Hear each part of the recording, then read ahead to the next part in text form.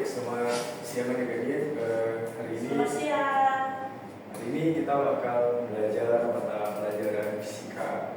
Sebelum itu kakak izin perkenalan diri. Kakak bernama John Berharifa. Adik-adik bisa memanggil kakak John, dan gue ingin tahu nih nama adik siapa. Mungkin dari situ adik-adik. Oh, iya. Oke, hai Kak John. Ya, hai. Nama saya Wati. Oke. Jadi karena kita udah berkenalan, jadi sekarang kita masuk pada topiknya, yaitu kita akan belajar vektor. Nanti arah pembelajaran vektor ini ada 3 bagian besar, yaitu konsep dasar vektor, mengatur vektor, dan menghitung vektor. Nah, pada dasarnya kita sering mendengar vektor, besaran vektor. Terus ada juga besaran lain yang sering disebut bersama dengan vektor ini adalah besaran skalar. Nah, jadi definisinya adalah vektor itu adalah besaran yang memiliki arah dan nilai. Sedangkan besaran lain yang sering disebutkan berbarengan vektor adalah besaran skalar, yaitu besaran yang hanya ada nilainya. Nah, contohnya besaran vektor ini salah satu contohnya adalah misalnya kita mengenal istilah mengenai kecepatan, gaya, momentum, dan percepatan. Secara fisis, kecepatan itu dirumuskan dengan V. Kan kecepatan itu dengan dirumuskan V ya, atau velocity adalah V sama dengan S per T. Jadi kita seringnya lihat ini. Nah, kalau secara penulisan ini adalah kelajuan. Tapi kalau kita tambahkan ini adalah kecepatan. Bedanya kecepatan dan kelajuan adalah apa kira-kira? Contohnya speedometer motor teman-teman kalau ada. Misalnya ada speedometer nih. Nah, speedometer itu mengukur apa kira-kira? Speed, jadi kelajuan. Jadi dia hanya mengukur besarnya saja.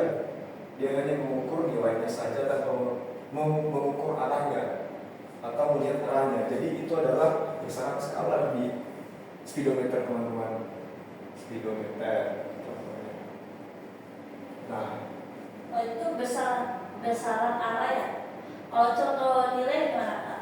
Tadi kita tulis besaran arah dan nilai. Iya, contohnya kalau vektor ini contohnya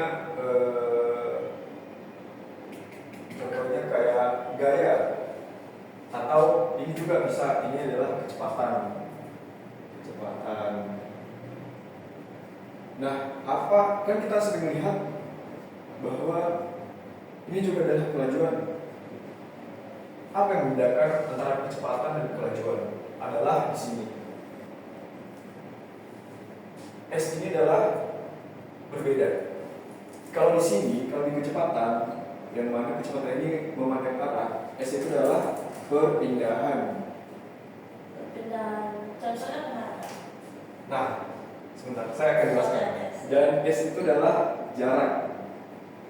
Nah, contohnya kita akan memberikan suatu contoh nih. Misalnya ini, kita berjalan ke arah timur sejauh 8 meter. Kemudian ke arah utara jauh 6 meter. Oke, jadi kita ada berjalan ke timur dan ke utara sejauh 8 meter dan 6 meter. Jika dalam konteksnya adalah perpindahan, maka perpindahan itu adalah yang dipandang adalah titik awal dan titik akhir. Jadi titik ini dan titik ini. Sekitar kita lihat ini sama halnya dengan prinsip Pythagoras ya. Ini perpindahan. Jadi ini kan angka istimewa dari Pythagoras. Jadi ini nanti 10 ya. Ini 8 kuadrat tambah 6 kuadrat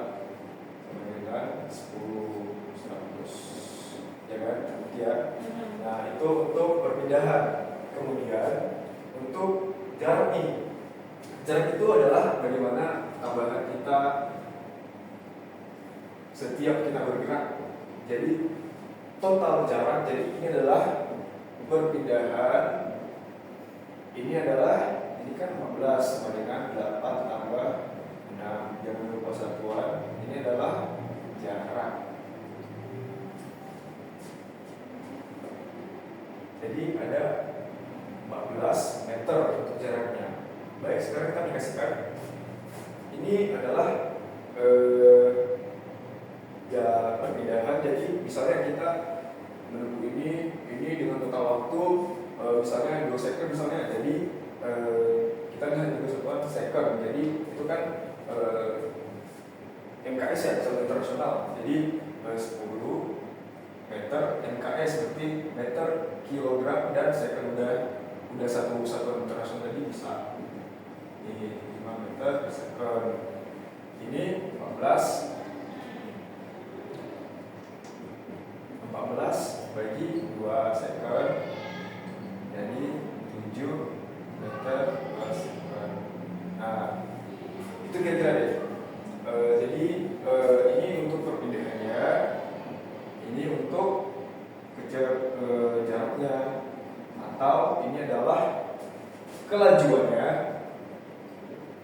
ini untuk kecepatannya. Nah, apa yang adik-adik lihat nilai yang tercantum di speedometer adik-adik adalah peristiwa yang ini, kelajuan. Jadi mungkin itu saja secara aplikasi yang bisa kakak rumuskan sekarang. Oke, sekarang kita lanjut pada materi selanjutnya, yaitu kita akan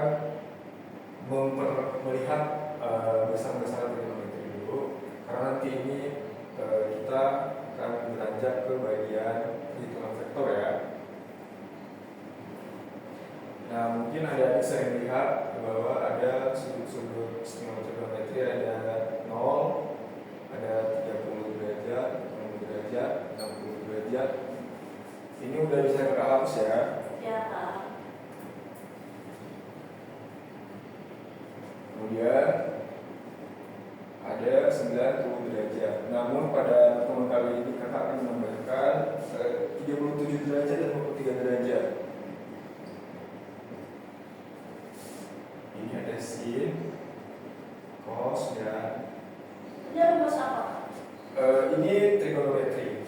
Oh, oke. Nanti untuk pertemuan saat ini kakak hanya memberikan rumusnya saja. Mungkin pertemuan ke depan atau nanti di Olimpiade kakak akan menjelaskan bagaimana sih menemukan besaran-besaran seberapa besar sin ini di sudut ini. Nanti kakak jelaskan. Mungkin ada diberikan dia di Google, di buku pelajaran, nilai-nilai ini adalah seperti ini. Nah, adik juga sekelas melihat bahwa cos itu adalah kebalikan dari nilai sin itu sendiri. Kemudian tangan juga adik melihat bahwa itu adalah hasil pembagian sin bagi cos. Jadi 0 bagi 1 0, 1 bagi 3. Kemudian 1, ini kan 10 bagi 10 bagi 2 sama 1, ini akan 3. Kemudian ini tidak terdefinisi. Kemudian untuk derajat 3/5 ini kakak kasih dulu desimal semua ya, pecahan semua. Maaf. Dan 3/5 dan 4.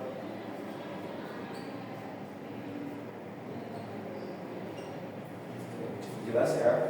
Sekarang kita masuk pada konsep trigonometri dulu.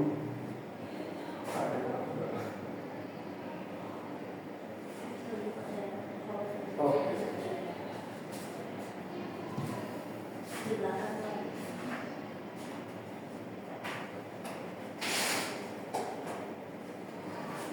oke, sekarang kita masuk pada konsep trigonometri. Bisa nggak kalian kasih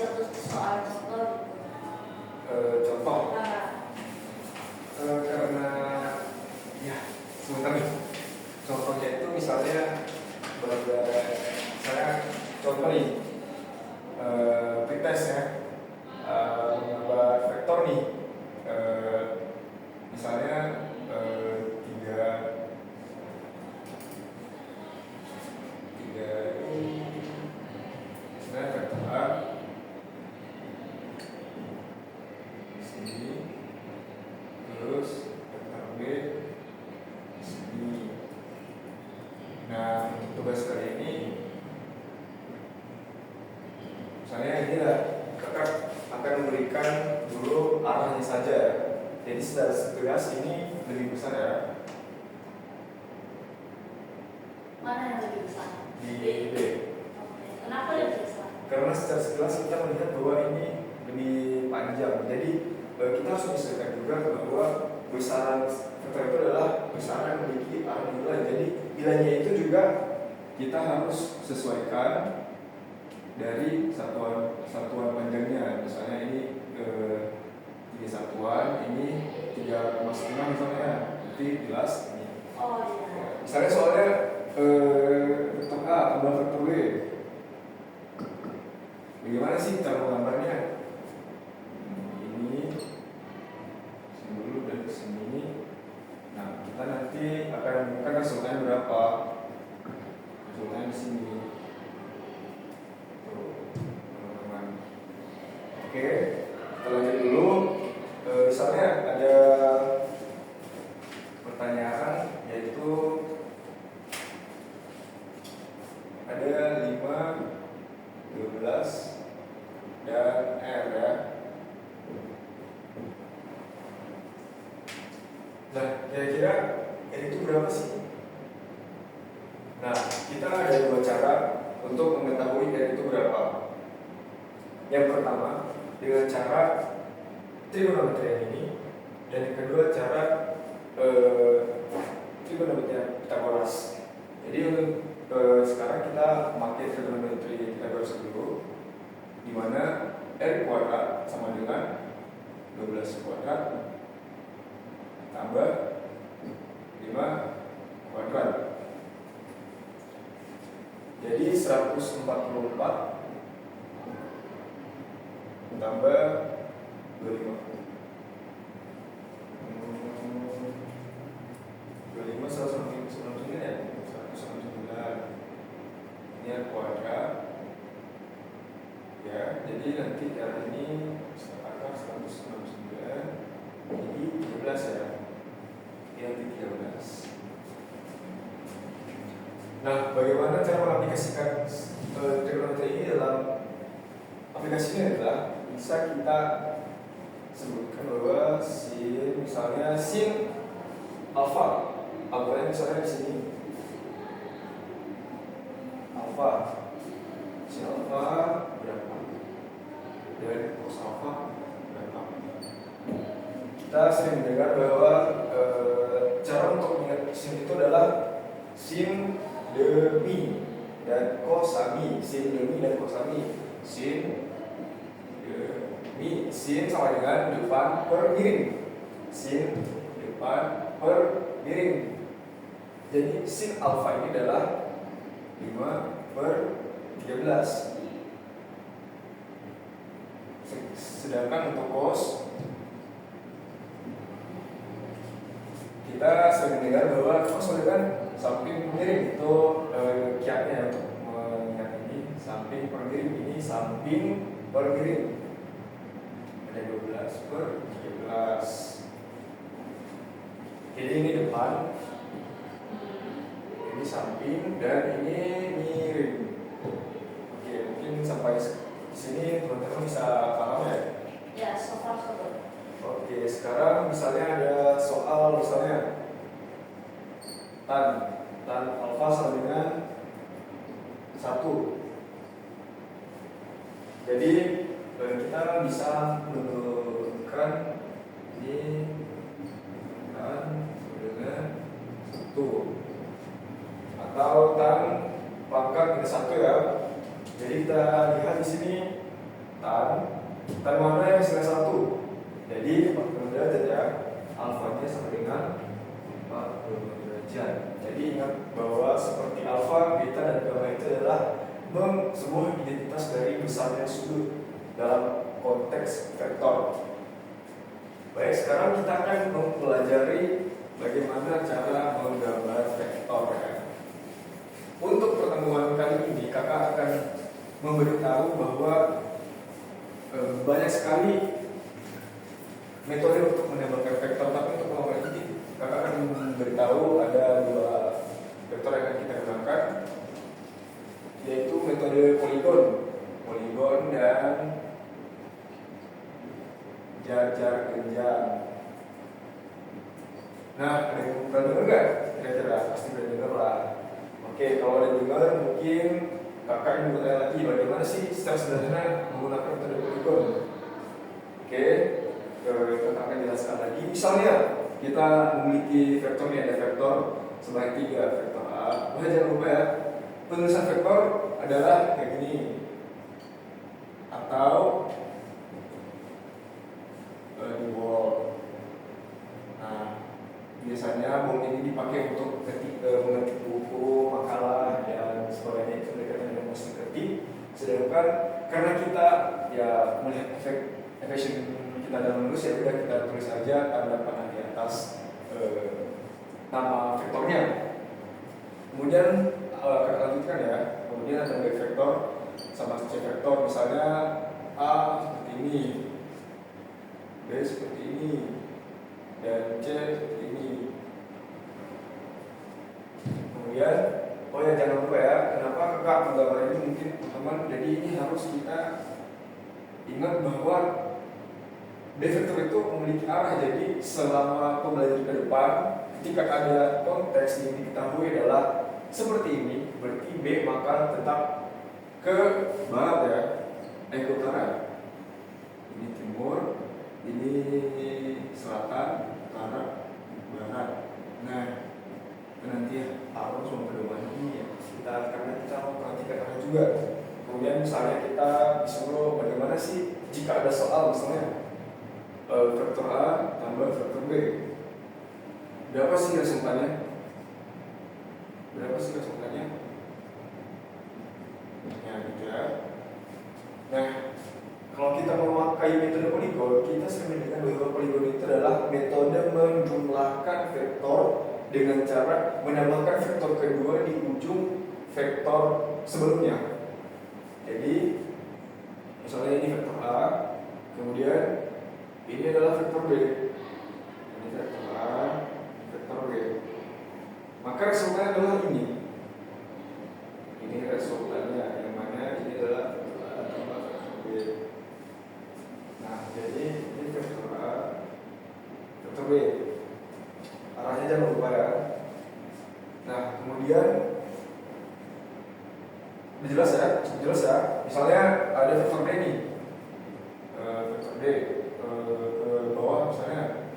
Jadi misalnya ada soal vektor A tambah vektor D, maka seperti ini, vektor A vektor D, itu ini resultannya. Jelas ya. Kemudian dicatat dulu. Kemudian kita akan mempelajari metode jajaran genjang.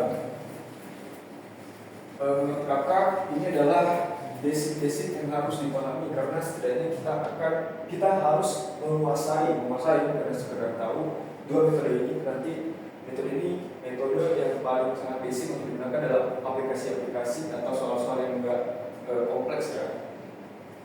Misalnya kita membuat diagram kartesian seperti ini. Nah, kita akan menambahkan soalnya adalah ini, vektor A plus vektor B. Jadi ciri dari jajar genjang ini adalah semua vektor yang ditambahkan akan diposisikan pangkalnya di titik 0, 0. Ya, jadi misalnya vektor A, vektor A adalah segini, vektor B ke atas ya.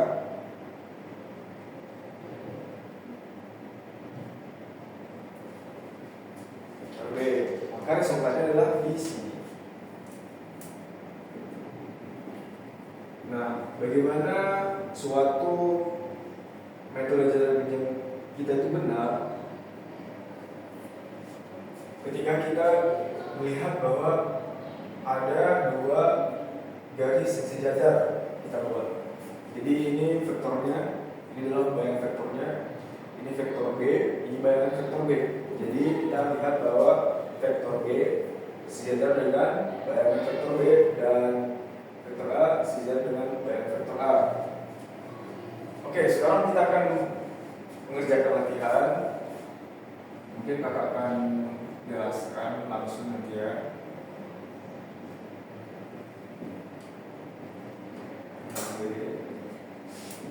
Diperhatikan ya sebelum kakak nanti berikan soal yang akan kalian jelaskan dan kerjakan. Ada 4 soal.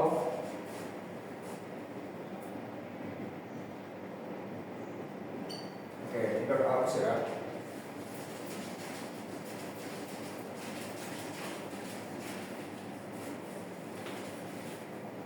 Nah, sekarang kita udah selesaikan bagian A ya. Kakak udah selesaikan ya tadi ya. Oke, sekarang kita akan mengurangi B. Jadi B, A, vektor A kurang vektor B. Jadi kita tulis dulu vektor A. Vektor B yang telah diketahui adalah seperti ini. Kita sudah diajari dulu bahwa sebenarnya ada di sini adalah positif ya, tapi tidak perlu tuliskan lagi. Jadi ketika ada ini negatif, berarti yang negatif itu apa? Ya, B itu sendiri. Jadi dalam konteks vektor, jika yang dikatakan B seperti ini, maka minus B-nya itu adalah berlawanan arah. Jadi kita ke bawah. Seperti ini. Ya. Nah, jadi ini resultannya kira-kira begitu. Ada yang mau bertanya? Oke, saya simpulkan kalian sudah paham ya sampai di sini. Kemudian kakak akan mengajari bagaimana menambahkan dengan metode jajar genjang berikutnya. A, ini A, ini B.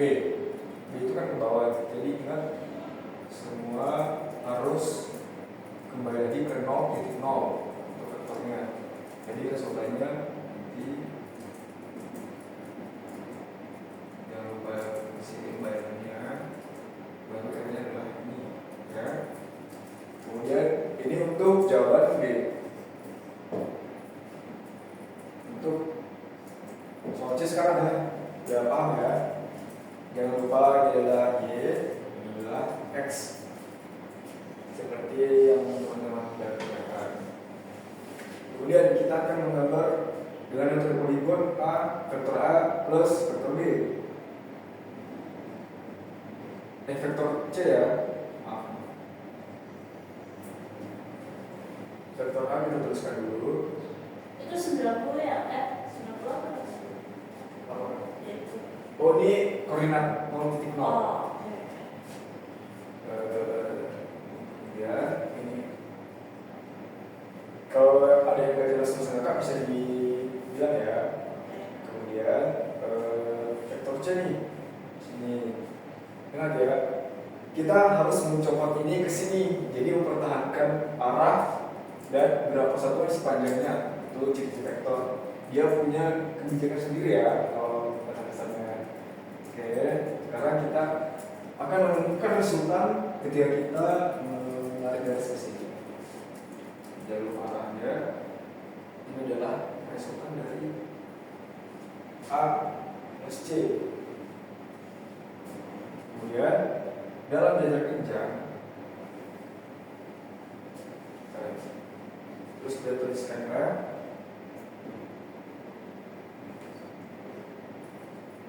Ya. Ini kan arus ya. ya Kak.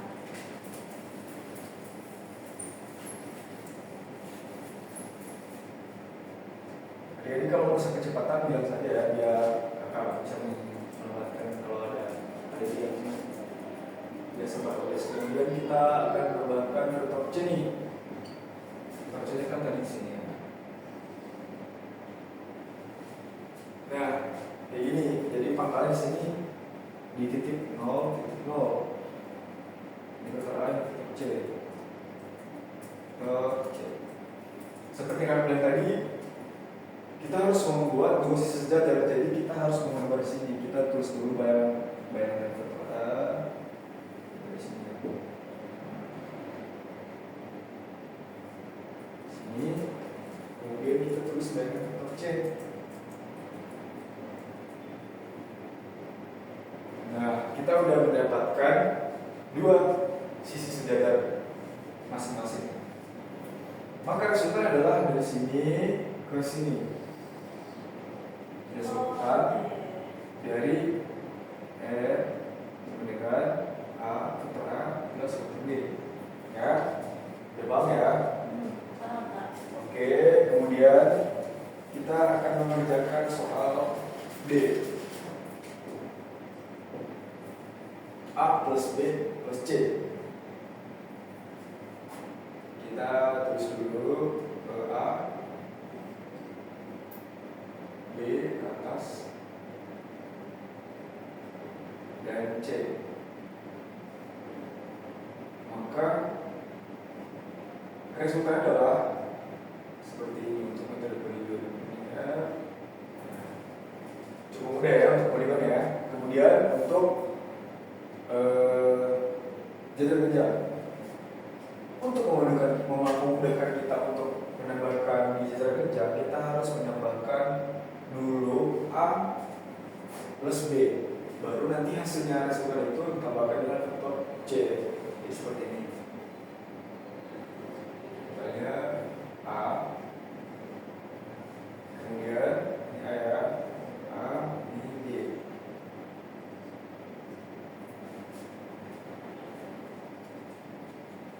Kemudian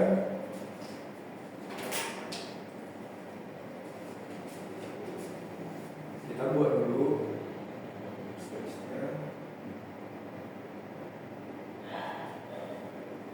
Ini untuk resultan B dan A.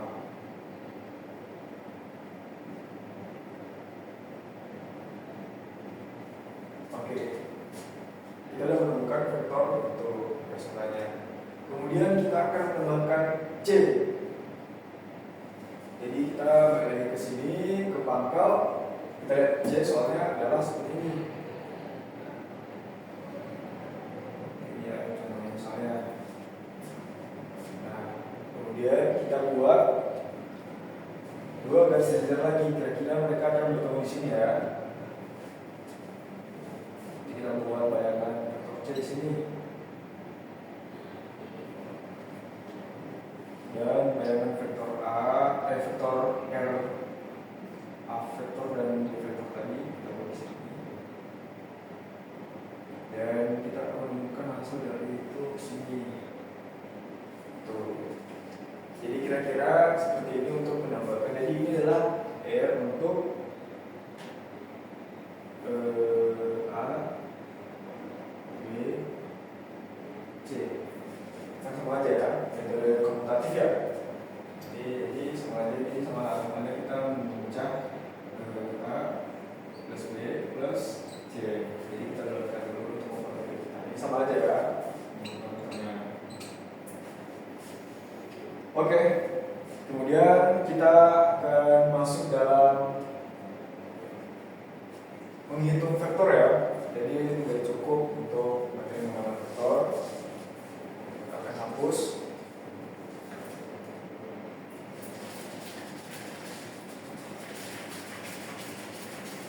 Menghitung dan menganalisis vektor ya.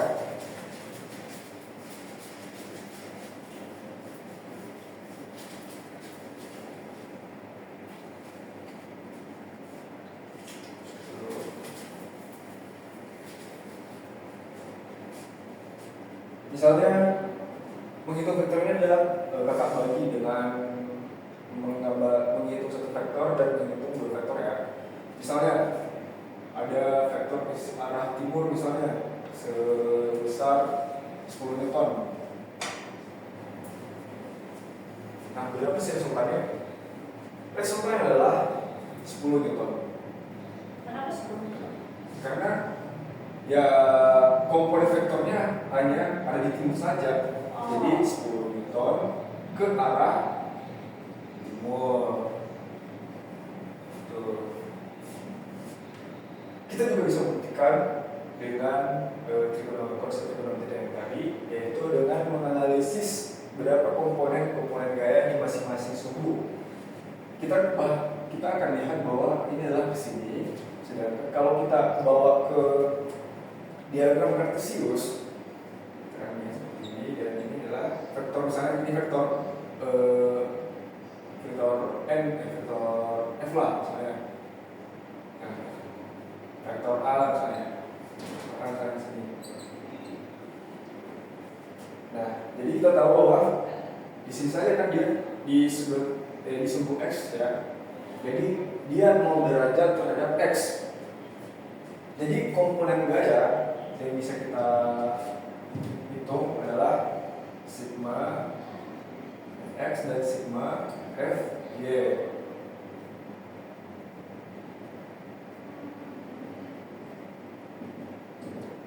Nah, sigma fx kita udah tahu bahwa f itu dirumuskan dengan f cos sudut ya. Jadi di sini kita akan melihat bahwa ini terhadap x adalah 0. Jadi jangan lupa ya, cos itu yang berhimpit, sedangkan sini itu yang jauh. Mbak, kita di sini biar lebih mudah, ini dekat ya, dekat. Nah, F-nya berapa? 10 Newton. Yang mudah 10 F cos 0 derajat ya, karena 0. Kemudian Y ke X ini terhadap X adalah 90 derajat. Jadi kita pakai sin 90 derajat. Kemudian kita bisa menuliskan bahwa F itu sebagai 10 Newton cos 0 berapa? Cos 0 1 ya. Cos 0 sama dengan 1. Jadi 10 Newton. Kemudian ini juga sama 10 Newton kali 0 sama dengan 0. Itu kira-kira. Nah, bagaimana? Udah paham ya sampai sini? Udah. Kemudian bagaimana jika soalnya seperti ini?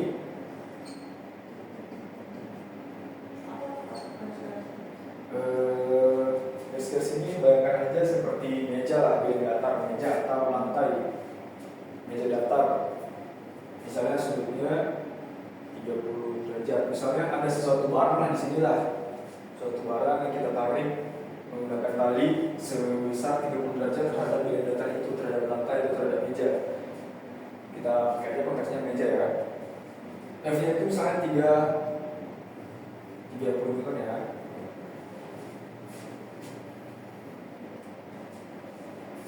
Kita pakai aja 10 Newton seperti soal ya. Nah, jadi seperti yang di atas kita tuliskan, kita berikan gaya, kita analisis gaya di masing-masing sumbu. Fx itu f cos X berarti cos 30 derajat. Terus sama Fy F sin 30 derajat juga, berarti terhadap Y sudut, berarti terhadap itu kan dia kan jauh ya. Y berarti ini jauh kan, berarti dia pakai sin.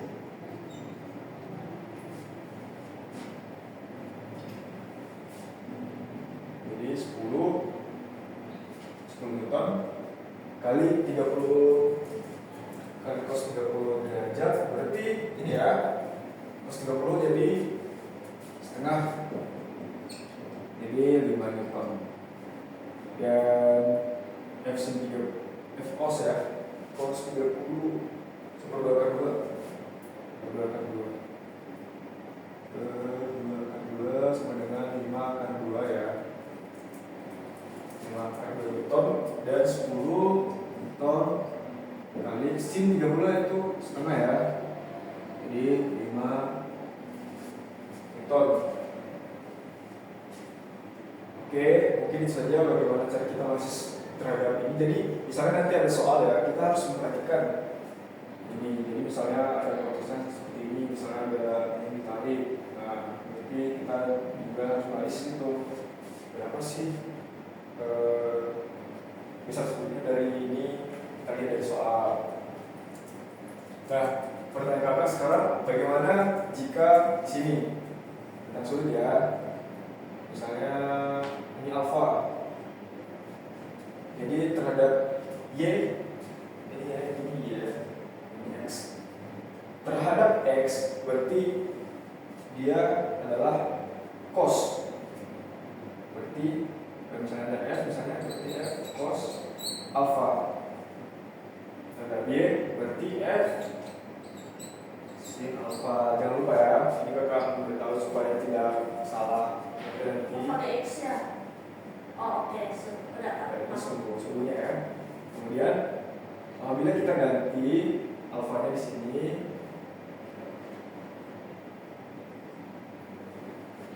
jadi kita akan memakai di sini ya f cos alfa di sini jangan lupa. Terus terhadap sini, terhadap x ganti f sin alfa karena jauh. Itu ya, itu bagaimana nanti teman-teman melihat soal. Kita harus kreatif dalam bermain fisika. Kemudian kita akan menggambar analisis vektor lain ya. Kakak pikir udah cukup jelas ya ke kampus ya. Ya.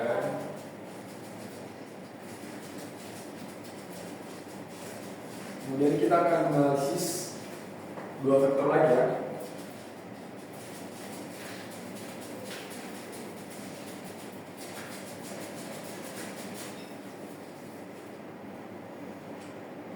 Misalnya ada vektor ke sini.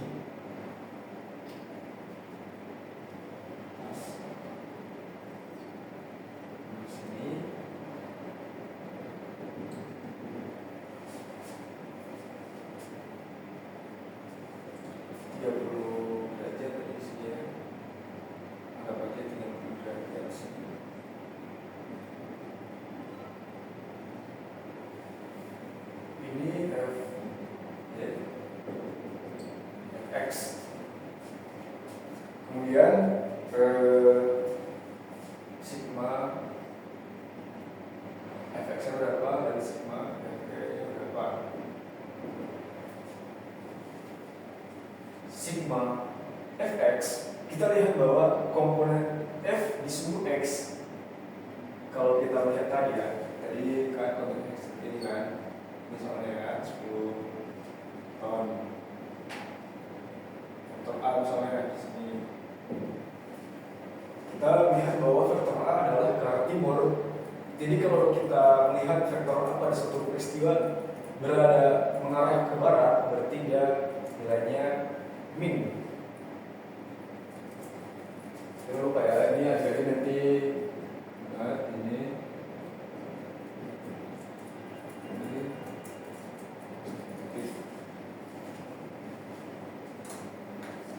kemudian kita melihat bahwa di sumbu fx di gaya di fx telah menjadi negatif, jadi nanti nilainya bernilai negatif. Misalnya min f cos 30. Udah tahu ya kenapa harus ada f ya? Karena gayanya situ sin 30.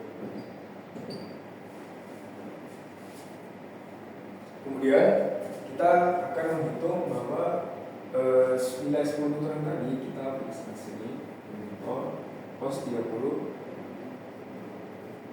kali 2 jadi min 5 Newton akar 2 sini 30 10. Nah, kenapa di sini tidak negatif ya? Konteksnya tadi kan gayanya cuma ada di fx yang negatif. Jadi gaya di sini x 10 Newton, sini 30 sebenarnya setengah 5 Newton. Tuh.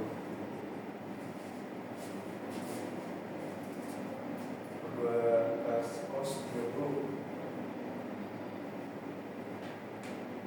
Oh, minus 2 ini seperti 3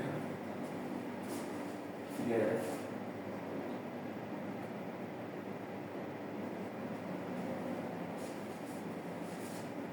Kemudian ini kenapa bisa? Karena ini membuktikan bahwa vektor itu memiliki arah yang lain. Jadi keberadaan positif negatifnya itu sangat mengartikan vektor itu sendiri. Jadi kalau arahnya positif, ya berarti sesuai soal, ya ke sana dia menyetujui soal. Jadi kalau dia negatif berarti ada sesuatu yang terjadi antara berlawanan arah atau telah terjadi misalnya penarikan gaya, misalnya gaya ke kiri kanan gitu. Jadi misalnya kayak gini kan.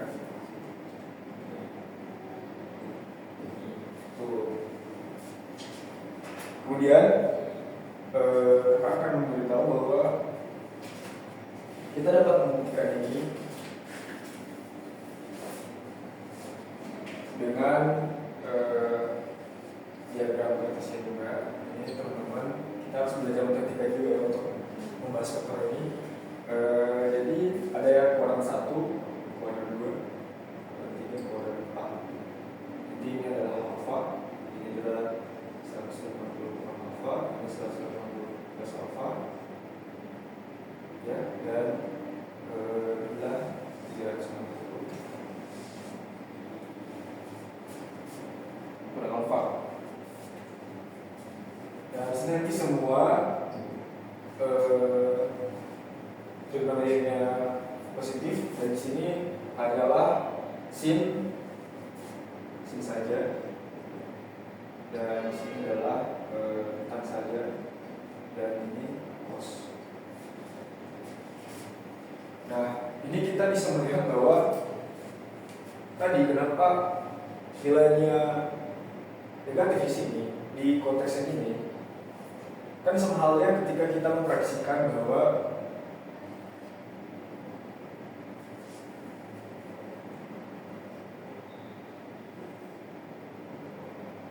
seperti ini ya. Seperti ini, anggap saja ini 0 ya, 0,0. Jadi dari arah x positif, nanti memperhatikan sesuatu adalah salah satu kunci juga teman-teman. Jadi kita harus memperhatikan soal. Jadi terhadap x positif, berarti x positif kan di sini kan. Nah, jadi ini kan 150 ya. 180 kurang 30, berarti 150. Ya.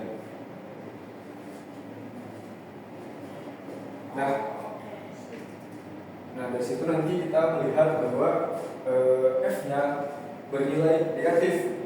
Jadi kita bisa memproyeksikan bahwa cos 180 kurang 30. Ini pembuktian aja teman-teman ya. Bagaimana negatif itu kita bisa temukan. Dan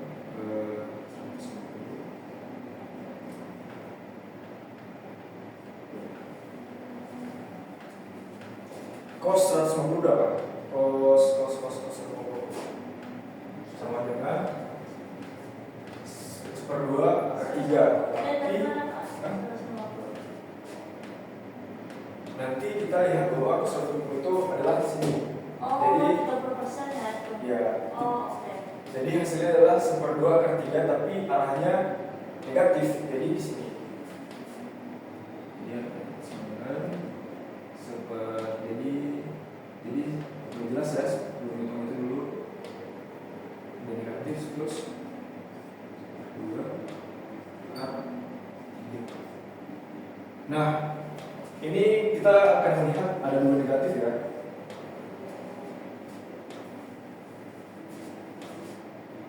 negatif ini mengartikan arah pada soal, sedangkan ini mengartikan notasi. Ini kan karena kita membuktikan ya, jadi ini bisa diabaikan dalam konteks ini saja, kita hanya membuktikan ini di sini. Jadi kita yang membuktikan yang ini ya. Kemudian nanti hasilnya sama, nanti berarti negatif 5 maka 3 Newton. Itu bisa juga kalau memang dalam konteks arah kita bukan analitik ya, misalnya bisa juga kita pakai misalnya 5/3 Newton ke arah barat, bisa juga. Kalau nggak ada arah barat berarti kita bisa istilahnya kita sisipkan arah barat yang berlawan itu dengan tanda negatif. Itu adalah arti dari vektor ini. Oke, sekarang kita akan